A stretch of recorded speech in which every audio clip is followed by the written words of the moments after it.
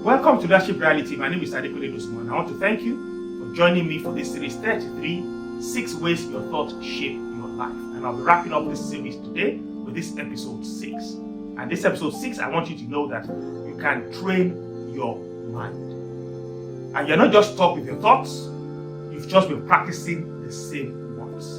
But here's the good news, you can retrain your mind. Start noticing your thoughts instead of blindly believing them.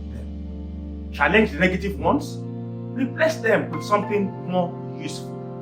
And not fake positivity, just better thinking. And be consistent with it. You need to do that consistently, and your mindset shifts.